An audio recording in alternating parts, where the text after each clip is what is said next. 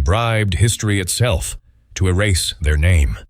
Imagine a city so powerful, so proud, that it chose to vanish from the pages of history.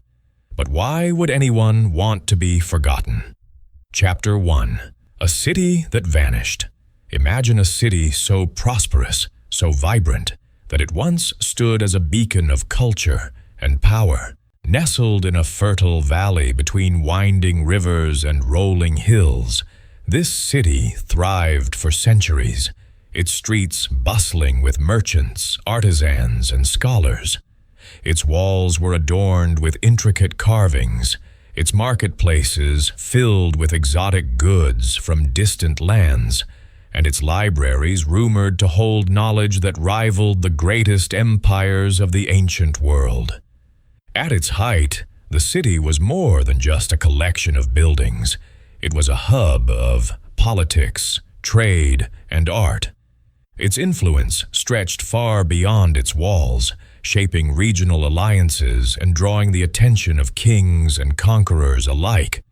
Maps from neighboring civilizations often marked it as a place of importance, a jewel in the landscape of human achievement. But then, almost without warning, the city began to fade from history. References in scrolls and official records grew scarce. Travelers' accounts stopped mentioning it, and eventually, even its name was erased from maps. Archaeologists today find themselves piecing together fragments, ruins overgrown with vines, crumbling streets buried under centuries of sediment, and inscriptions that hint at lives once lived but now forgotten. Visualize standing on a hill overlooking the remnants of what was once a thriving metropolis. The sun sets behind broken towers, and the wind carries whispers of a past long erased. The streets are empty, the markets silent, and yet, in the stones beneath your feet, echoes of the city's former grandeur linger. How does a city simply vanish from memory? How does a place that shaped countless lives become almost invisible to history itself? In the coming chapters, we will uncover the secrets behind its disappearance, and why the people who once called this city home chose to vanish not just physically, but from history itself. Chapter 2. The Price of Oblivion. To erase a city from memory requires more than time. It demands action, influence, and in some cases, money. Our vanished city did not leave its fate to chance. Historical evidence suggests that its leaders went to extraordinary lengths, bribing scribes, officials, and even rival kingdoms to remove any trace of its existence. Documents were altered, inscriptions chiseled away, and monuments deliberately defaced. In essence, the city paid history itself to forget. Coins minted with its name and symbols were melted down, libraries and archives systematically destroyed, and artworks bearing the city's crest were removed or repurposed elsewhere. Ancient travelers' journals that once recorded bustling markets, grand temples, and political councils vanished, either lost in fires or quietly bought and hidden away. The city's fingerprints on the world were meticulously scrubbed clean. Archaeologists today uncover faint traces, fragments of burned scrolls, charred tablets, and partial inscriptions that hint at what once was. Each discovery is like finding a whisper in a storm, evidence that someone, somewhere, fought to erase these lives from memory. The very streets that once echoed with laughter and debate were buried or repurposed, leaving no visible signs of the city's former glory. Imagine seeing a pile of charred ruins, the remains of a library where knowledge once thrived. A single coin lies among the rubble, its edges worn, its markings barely visible, a silent testament to a civilization desperate to vanish. The city did not simply disappear, it actively bought its erasure, manipulating others to do what time alone could not. By the end of this chapter, one question lingers. What drives a society to literally pay for its own disappearance? The answers are dark, complex, and deeply human.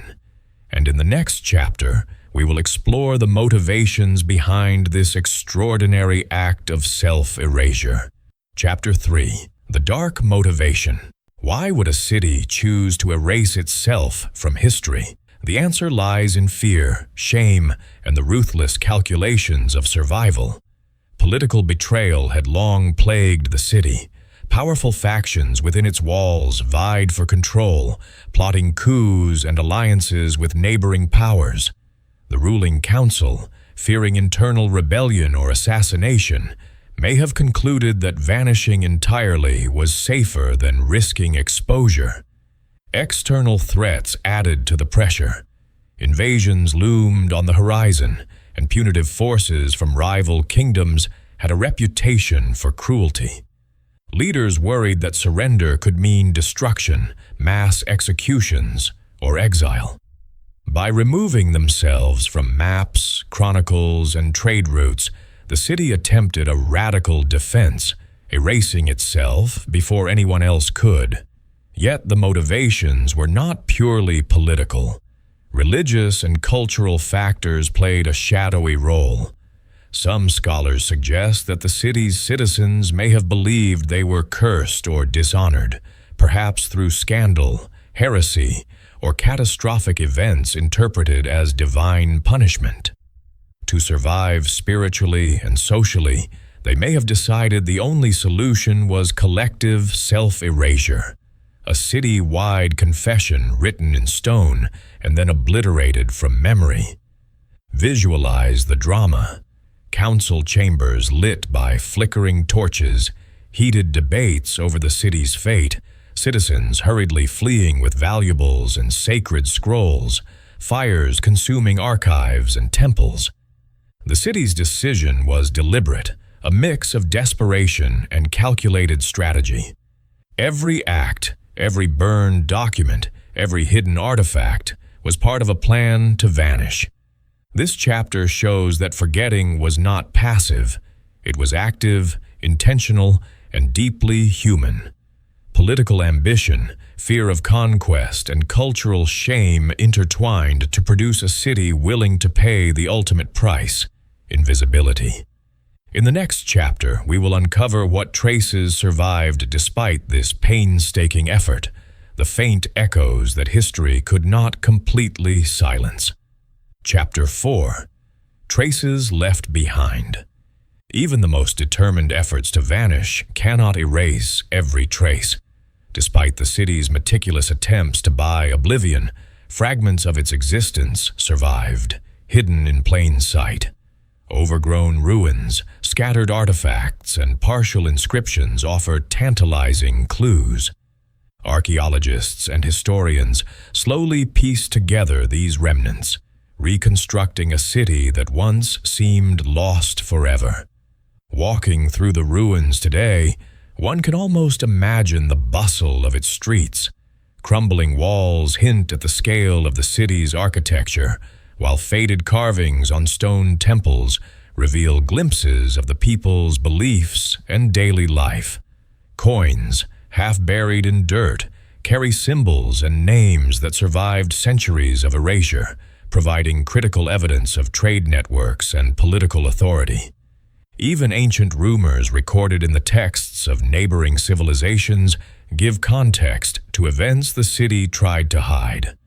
Modern technology brings these traces back to life. Drone footage reveals the layout of streets, squares, and fortifications, while 3D reconstructions allow us to visualize the city as it might have appeared at its peak. Close-ups of inscriptions, charred but legible, shed light on decisions, alliances, and catastrophes that shaped the city's destiny. Every fragment becomes a puzzle piece, forming a story that the city itself tried to bury. These discoveries show a profound truth. Even when a society seeks to disappear completely, history finds a way to whisper. The city's erasure was never total. It lingered in shadows, waiting for the curious, the persistent, and the determined to uncover it. By tracing these remnants, we can understand not just the city's structure, but the people who lived there, their fears, ambitions, and choices. In the next and final chapter, we will explore the broader lessons this forgotten city teaches us about identity, memory, and the lengths humans will go to control their legacy. Chapter 5. Lessons from Forgetting. The story of a city that paid to be forgotten is more than a historical mystery. It is a reflection on the human desire to control memory and legacy. Across centuries, people have sought to erase shame, avoid punishment, or simply vanish from the record of history. This city took that impulse to an extreme, attempting collective self-erasure to escape its fears and failures. But what does this teach us about memory, identity, and the mark we leave behind? Even when societies try to vanish, traces endure.